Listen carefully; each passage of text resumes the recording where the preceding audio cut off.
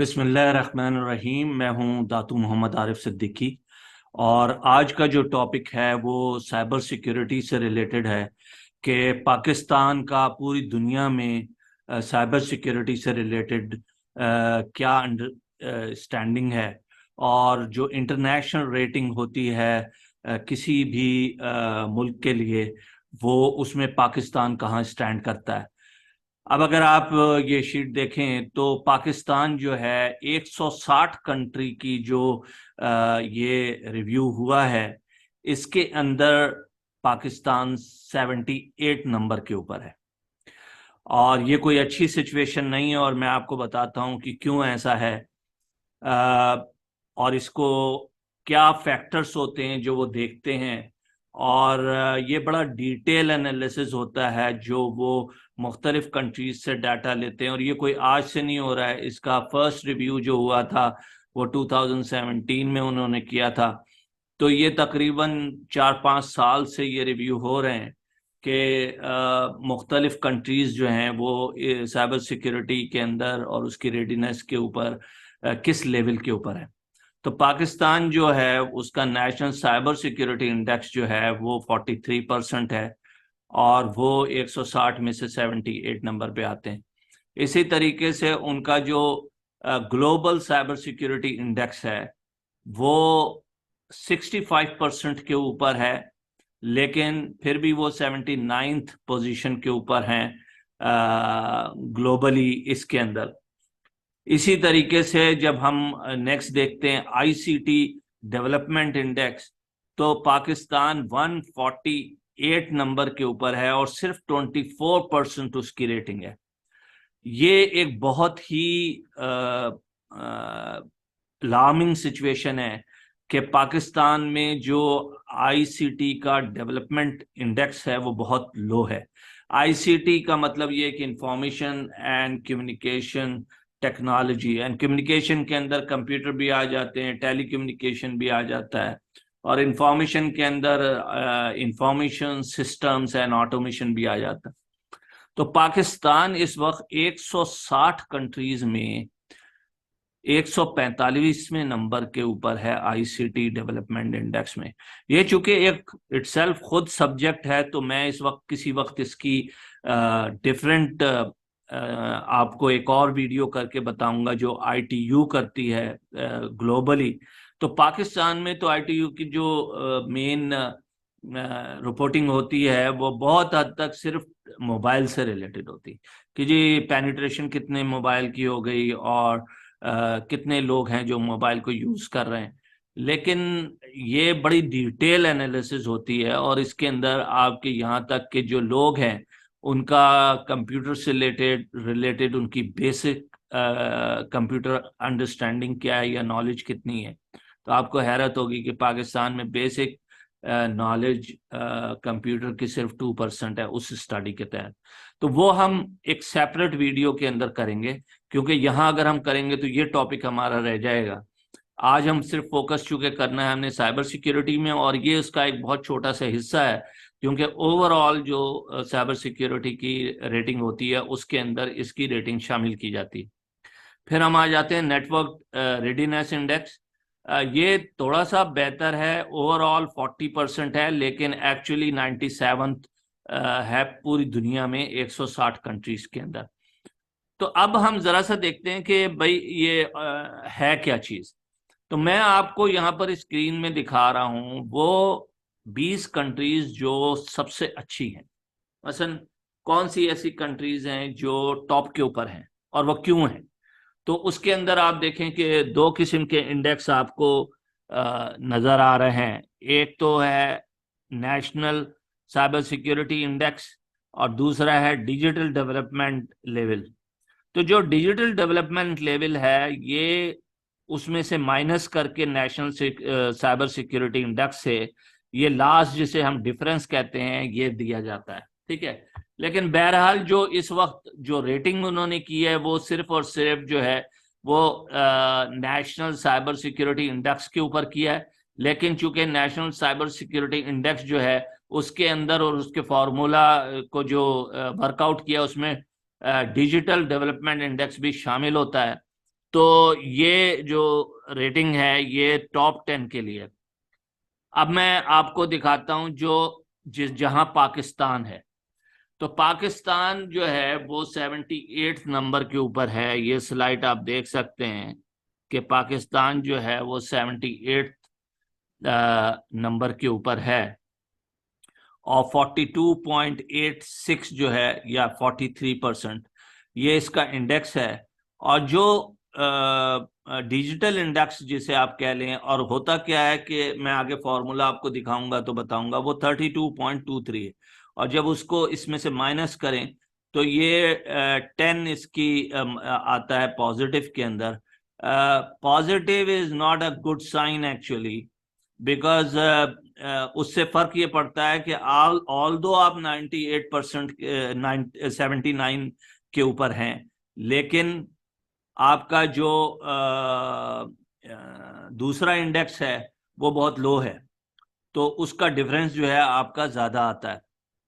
अब हम थोड़ा सा आ जाते हैं और ये डिस्कस करते हैं कि जी ये जो ओवरऑल है ये एनसीएसआई, इसने ये इसका पर्पस क्या है, ये किस तरह से जाकर इसको एवेलुएट करते हैं, ताकि आपको एक कॉन्फिडेंस लेवल बिल्ड हो कि ये जो एनालिसिस हुई हुई है कोई हवा के अंदर नहीं हुई हुई है, ये बड़ी साइंटिफिक तरीके से इसको वो लोग एनालाइज करते हैं। हाँ, ये जरूर है कि कुछ डेटा शायद 100% उनके पास डेटा ना हो, जो अवेलेबल डेटा होता है, और ये बाकायदा कंट्रीज से रिक्वेस्ट करते हैं डेटा के लिए, और जो डेटा इनके पास फिर आता है उसके ऊपर ये वर्कआउट करते हैं।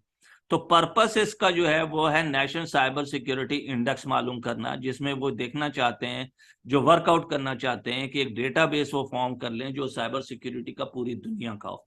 इसी तरह से वो एविडेंस बेस ग्लोबल इंडेक्स लेके आना चाहते हैं कि जी जो हमने डाटा गैदर किया है उसकी एविडेंस क्या है, यानी किस किस एरिया के अंदर क्या एविडेंस है उसकी।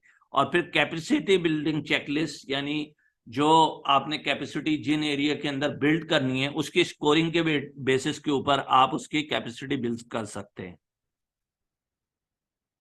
अब नेक्स्ट स्लाइड जो है वो फोकस इन स्कोप क्या है, यानी इस पूरी एक्सरसाइज को करने का और किसी भी कंट्री को एनालाइज करने का और या ग्लोबली उसको एनालाइज करने का फोकस और स्कोप क्या है। तो बेसिकली ये मेजरेबल एस्पेक्ट्स लेते हैं साइबर सिक्योरिटी के, जिसके अंदर लेजिस्लेशन इन्फोर्स क्या है उस कंट्री के अंदर, इस्टेब्लिश्ड यूनिट क्या है, और कॉपरेशन फॉर्मेट्स क्या है।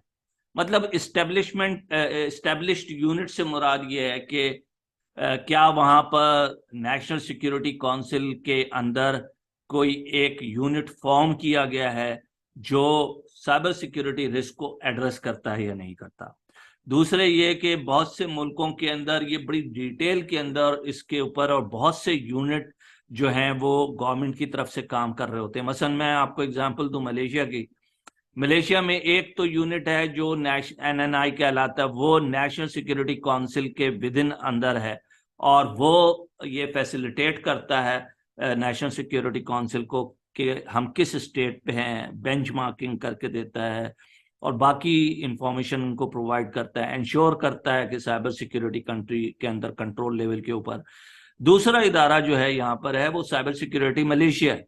And cyber security Malaysia is a complete institution, जिसके अंदर जो उसका चेयरमैन है वो एक्स आर्मी चीफ होता है, और जो उसका सीईओ है वो इज अ वेरी जिसे कहते हैं एक डॉक्टर जिसने साइबर सिक्योरिटी के अंदर पीएचडी की हुई है, और बड़ा सीनियर साइबर सिक्योरिटी के अंदर पर्सन होता है, वो उसको लीड करता है। फिर उसके अंदर मल्टीपल डिपार्टमेंट होते हैं इसी तरीके से। और उनका रोल क्या होता है, ये जो यूनिट इस्टेब्लिश किए जाते हैं उनका रोल ये होता है कि मुल्क के अंदर इंफॉर्मेशन सिक्योरिटी की अवेयरनेस क्रिएट की जाए, लोगों में जो एजुकेशन है उसको देखा जाए कि जी मुल्क के अंदर साइबर सिक्योरिटी के ऊपर और इंफॉर्मेशन सिक्योरिटी के ऊपर, आईसीटी के ऊपर कैसी ट्रेनिंग्स दी जा रही हैं, यूनिवर्सिटीज के अंदर किस तरह से पढ़ाया जा रहा है।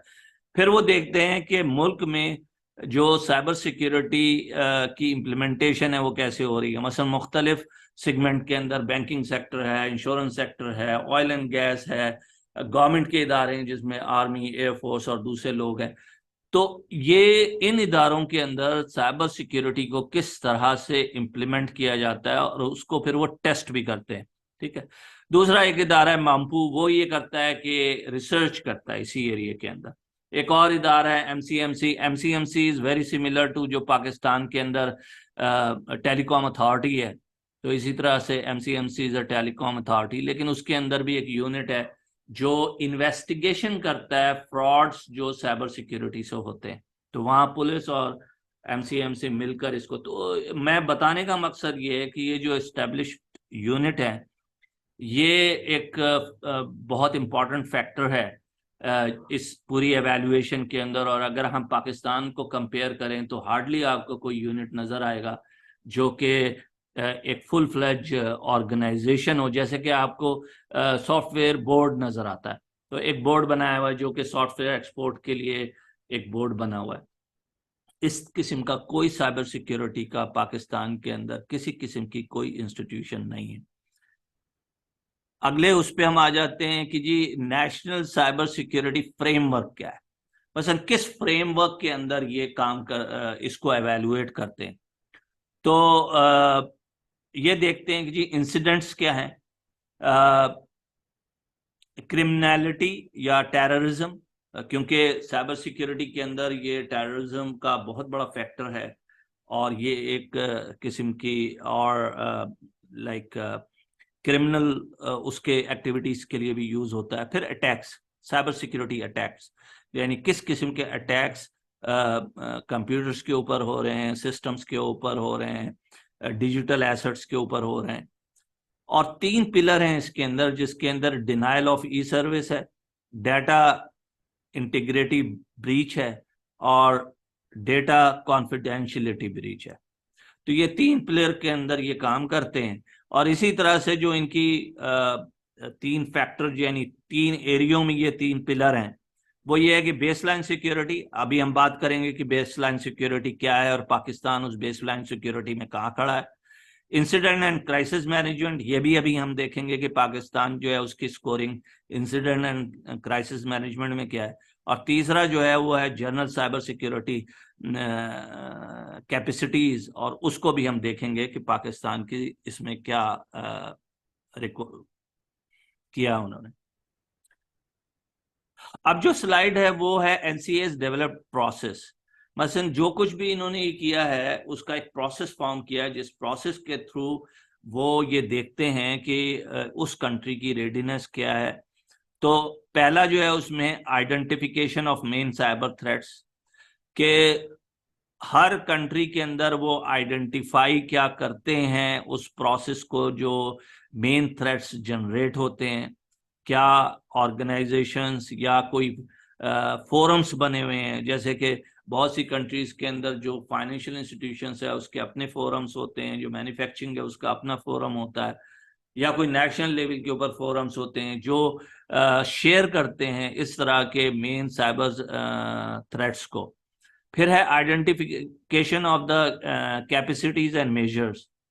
उसके बाद ये होता है कि अगर तो कोई थ्रेट्स आए हैं उस कंट्री के ऊपर तो फिर उस कंट्री के में क्या उसके मेजर्स लिए गए, ठीक है।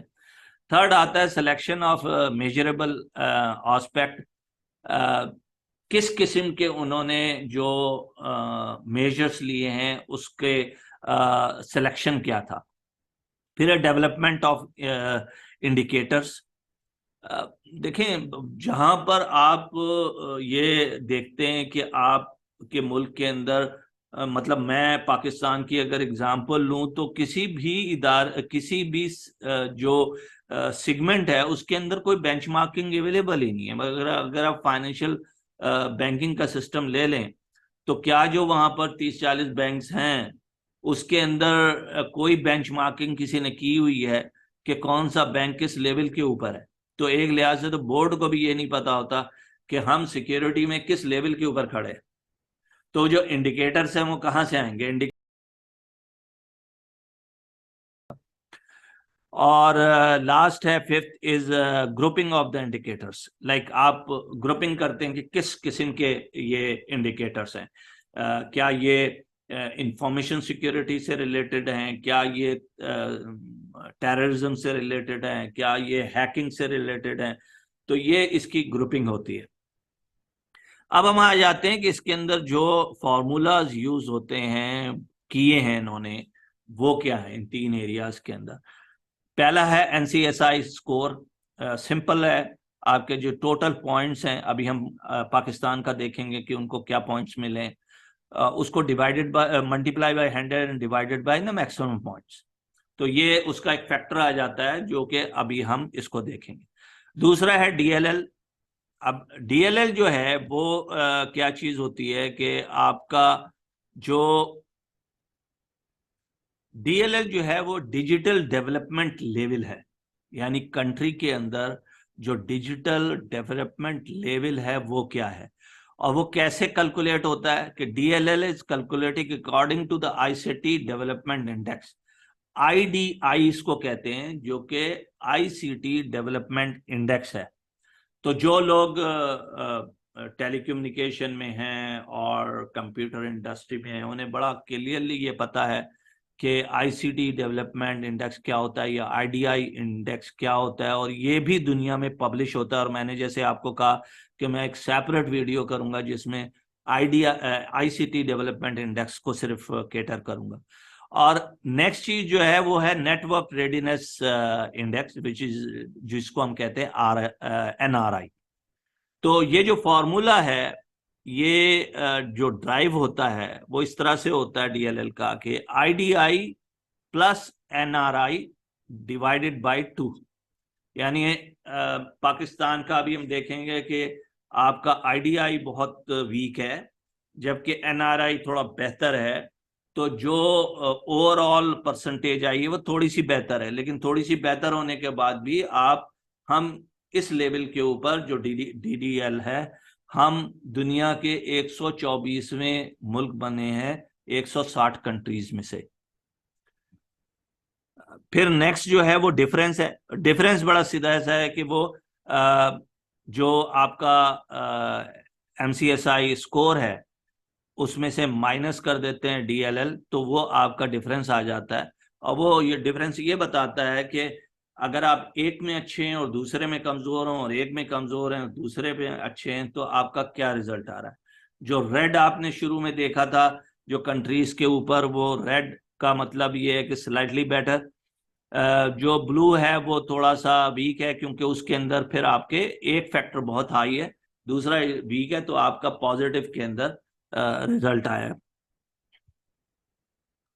तो ये हमने क्विक एक रिव्यू कर लिया कि जी ये कैसे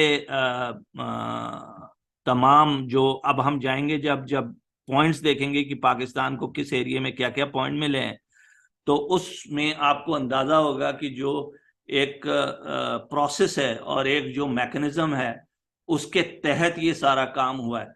तो अब हम सबसे पहली चीज के ऊपर आ जाते हैं, जो कि हमारा, हमने कहा था कि बेसिक जो है वो जनरल साइबर सिक्योरिटी इंडिकेटर्स क्या हैं। तो जनरल साइबर सिक्योरिटी इंडिकेटर्स के अंदर 4 इंडिकेटर्स हैं। पहला है cyber security policy development, 7 point है इसके टोटल, पाकिस्तान में 0 है। अब ये क्यों 0 है?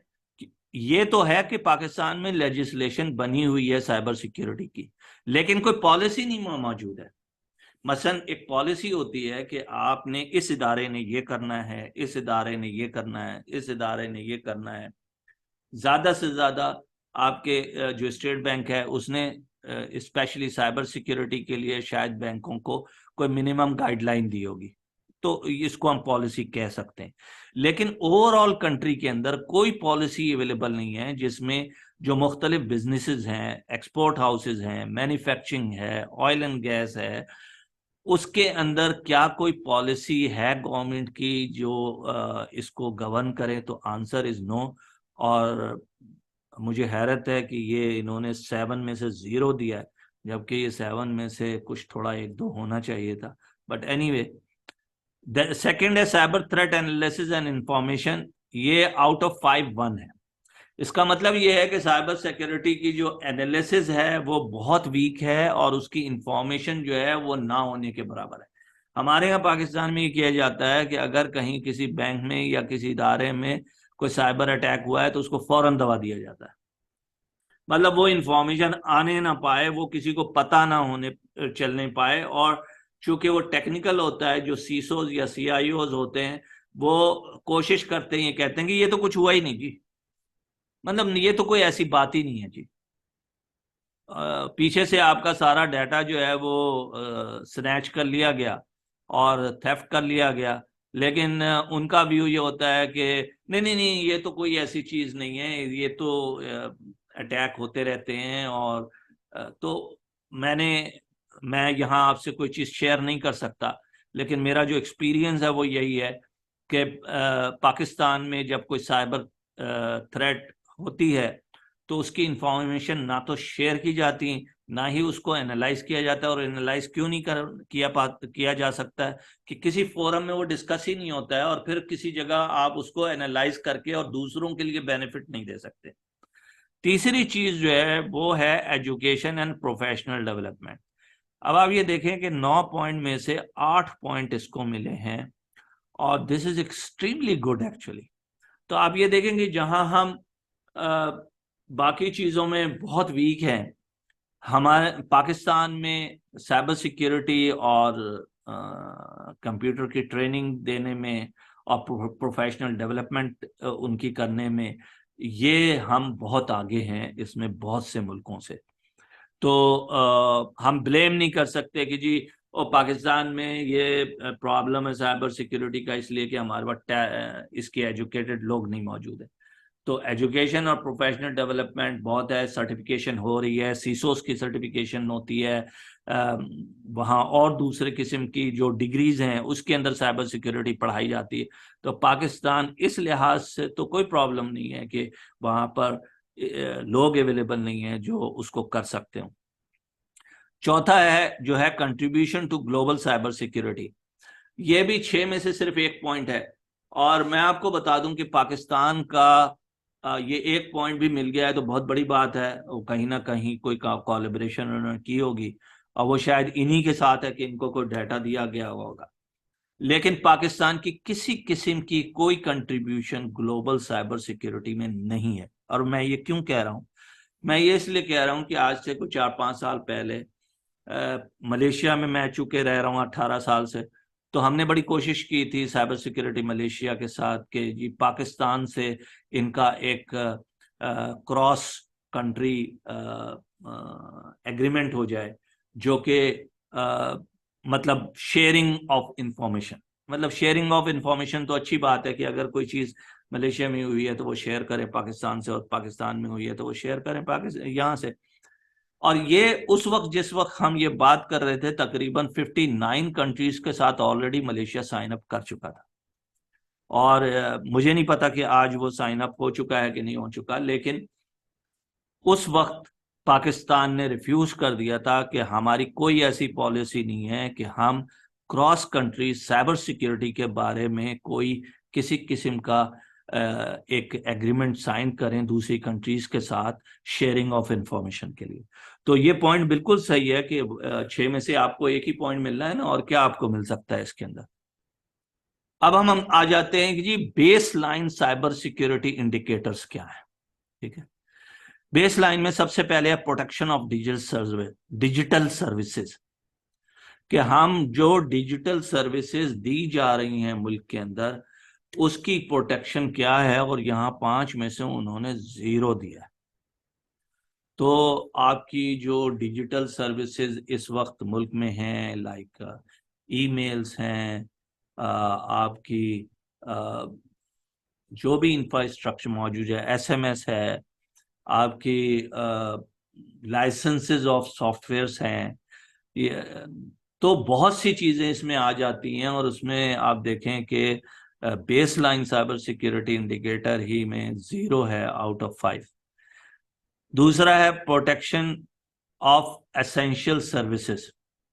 अब देखें ना, एसेंशियल सर्विसेज जो आपको मिल रही हैं डिजिटली, उसको कितना प्रोटेक्ट किया जा रहा है। ठीक है, गवर्नमेंट लेवल के ऊपर और क्या आपकी टेलीकॉम इंडस्ट्री जो है, जब आपकी फाइबर ऑप्टिक्स जो है वो कंट्री के अंदर एंटर होती है, तो क्या वहां पर उन्होंने ये तो लगाया हुआ होगा कि कौन सी वेबसाइट हमने नहीं आने देनी है या बंद करनी है या फोनोग्राफी नहीं आने देनी है, लेकिन ये नहीं किया कि जितने भी आपके साइबर थ्रेट आ रहे हैं या साइबर अटैक्स हो रहे हैं, वो साइबर अटैक्स को रोकने के लिए आपने क्या किया। ठीक है, तो जो एसेंशियल सर्विसेज हैं, अच्छा एसेंशियल सर्विसेज में आपके पीआईए भी आ जाती है, एसेंशियल सर्विसेज के अंदर आपके रेलवे आ जाती है, एसेंशियल सर्विसेज के अंदर आपके फायर डिवीजन आ जाता है, एसेंशियल सर्विसेज के अंदर एयर आपकी जो आर्मी, मिलिट्री, एयरफोर्स, नेवी आ जाती है। तो उसके अंदर जो प्रोटेक्शन है एसेंशियल सर्विसेज के ऊपर, वो पाकिस्तान की यहां पर उन्होंने 0 शो की है। अब आ जाएं कि ई आइडेंटिफिकेशन एंड ट्रस्ट सर्विस, ये 9 में से 5 है। और ये आपको मैं बताऊं कि ये सिर्फ और सिर्फ नादरा की वजह से, कि नादरा में जो ई आइडेंटिफिकेशन यानी आपका जो कार्ड है उन्होंने फुल्ली ऑटोमेट किया हुआ है, और वो आपको आप ऐप के थ्रू या इंटरनेट के थ्रू जाकर उसकी डिटेल्स देख सकते हैं। पब्लिक का उसमें ट्रस्ट है, एक ट्रस्ट फैक्टर है। और ऐसा अभी तक तो नहीं आया कि जी जो नादरा है उसके ऊपर कोई साइबर अटैक हुआ हो और वहां से तमाम डाटा लीक हो गया हो। ठीक है, तो उन्होंने ये बहुत अच्छा दिया है, 9 में से 5 इसको दिया है। अब 8वां नंबर जो है वो प्रोटेक्शन ऑफ पर्सनल डाटा है, और वो 4x4 है। तो 4x4 का मतलब ये है कि जो आपका नादरा में डाटा पड़ा हुआ है वो प्रोटेक्टेड है। मसलन वो डाटा अभी तक कंप्रोमाइज नहीं हुआ है। वो इसी तरह से बैंकों में जो डाटा पड़ा हुआ है वो भी कंप्रोमाइज नहीं हुआ। मतलब कंप्रोमाइज से मुराद ये कि कोई एक case individually here and there तो हो सकता है, लेकिन ऐसा नहीं है कि किसी बैंक का सारा डाटा जो है वो स्नैच हो गया हो या अटैक के जरिए उसको उस ले लिया गया हो। तो जो प्रोटेक्शन ऑफ पर्सनल डाटा है वो पाकिस्तान के अंदर काफी बेहतर है, और उसके अंदर 100% उन्होंने दिया है। अब हम आ जाते हैं कि incident and crisis management indicators. तो साइबर इंसिडेंट रिस्पांस इन्होंने 6 में से 3 दिया है, यानी अगर कोई साइबर इंसिडेंट हुआ है तो उसका रिस्पांस कैसा है। फौरी तौर पर रिस्पांस होता है, नहीं होता, उसमें टाइम ज़्यादा लगता है, कम लगता है, उनका रिएक्शन क्या है। नॉर्मली जो क्राइसिस मैनेजमेंट है उसके अंदर response is the most important thing. तो उस साइबर इंसिडेंट का रिस्पांस टाइम क्या है। यूजुअली जो जिसे हम कमांड एंड कंट्रोल सेंटर कहते हैं, किसी भी ऑर्गेनाइजेशन का साइबर सिक्योरिटी से रिलेटेड, उसके अंदर सबसे पहली चीज जो होती है वो ये होती है कि इंसिडेंट। अब इंसिडेंट जो है वो फॉल्स इंसिडेंट भी हो सकता है। मसलन जब वो इंसिडेंट रेज किया जाता है या आपको कंप्यूटर बताता है, तो ये तो दिन में हजारों के हिसाब से इंसिडेंट वो आपको बता रहा होता है। ठीक है, आपने ये देखना होता है कि क्या ये फॉल्स इंसिडेंट है, और वो रिव्यू के बाद ही हो सकता है कि आप उसको एक बहुत इनिशियल लेवल के ऊपर रिव्यू करते हैं। मसलन ये कि एक सर्वर जो है उसकी प्रोसेसिंग सडनली 30% से जो है वो 90% पे पहुंच गई। अब वो हार्डवेयर की वजह से भी हो सकती है, वो अटैक की वजह से भी हो सकती है, वो किसी साइबर इंसिडेंट की बेसिस के ऊपर भी हो सकती है।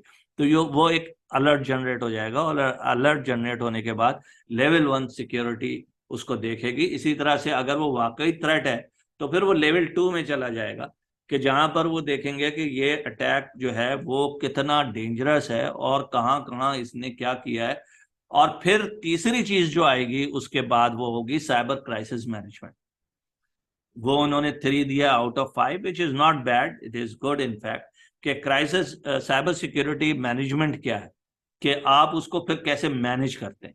मसलन आप फौरी तौर पर सर्वर शट डाउन कर देंगे, आप और चीज डिसीशंस लेंगे। तो ये पाकिस्तान में अच्छा है इसका काफी। फिर है फाइट अगेंस्ट साइबर रिजीम। ये भी बहुत अच्छी है कि बहुत सारे मेजर्स जो लिए गए हैं पाकिस्तान में वो साइबर क्राइम के अगेंस्ट जो है वो बहुत ज्यादा अच्छे हैं। आखिरी जो है वो मिलिट्री साइबर ऑपरेशन। अब ये आप देखें आके जो ऊपर 9, 10 और 11 है, ये तो जबरदस्त था और हर एक में 50 से ऊपर आपके पॉइंट्स थे। अब आप आ जाते हैं कि मिलिट्री साइबर ऑपरेशन कैसा है। वहां पर आपको 6 में से 1 पॉइंट मिल रहा है। अब इसकी दो वजूहत हो सकती है। एक तो ये कि शेयरिंग ऑफ इंफॉर्मेशन, कि हमारे यहाँ से मिलिट्री में किसी ने किसी किस्म की भी इंफॉर्मेशन उनको देने से इनकार कर दिया, ठीक है, तो यकीनी बात है जब इनके पास जो इंफॉर्मेशन अवेलेबल होगी सिर्फ उसी बेसिस के ऊपर वो डिसीजन लेंगे।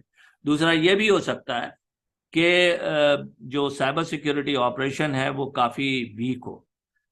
मैं अज्यूम तो नहीं करता हूँ, लेकिन फिर भी यहाँ पर जो इंडिकेटर है वो काफ़ी सीरियस है।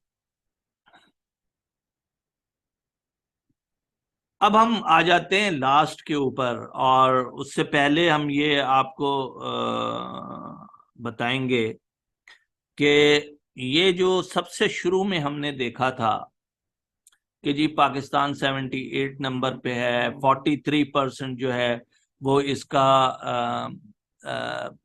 नंबर है नेशनल सिक्योरिटी इंडेक्स जो है। और दूसरा हमने ये बात की थी कि आईसीटी डेवलपमेंट इंडेक्स जो है बहुत लो है, जो कि 24% है। और हमने नेटवर्क रेडीनेस इंडेक्स जो देखा वो भी काफ़ी बेहतर है, जो कि 40% है। मैं ये करूँगा कि इसकी जो रिपोर्ट है और इसकी जो वेबसाइट है, ये दोनों मैं डिस्क्रिप्शन के अंदर डाल दूंगा, तो जो लोग डिटेल के अंदर इसे देखना चाहते हैं वो इसको देखें। और जो लोग ये चाहते हैं कि मैं आइंदा इसी किस्म के और भी वीडियोस करूं, तो वो कमेंट्स अपने दें, मुझे सजेशंस दें किस किन चीज़ों के ऊपर करना चाहिए, और मैं फिर उसी के लिहाज से जो है और वीडियोस आप तक ला सकूंगा। और तीसरा ये कि आप इसको सब्सक्राइब कर लें कि चैनल जो है नॉर्मली 3 चीज़ों के लिए, एक तो टेक्नोलॉजी से रिलेटेड हम आपको बहुत सारी इंफॉर्मेशन देते रहेंगे, दूसरा फाइनेंस से रिलेटेड, और तीसरा बैंकिंग से रिलेटेड जो है हम आपको मुख्तलिफ चीज़ें बताते रहेंगे। तो आप इसको सब्सक्राइब ज़रूर कर लीजिए। Thank you very much ji. Indicator सिर्फ इसी तरह से आ सकते हैं कि जब आपके ऊपर अटैक हो जाएगा।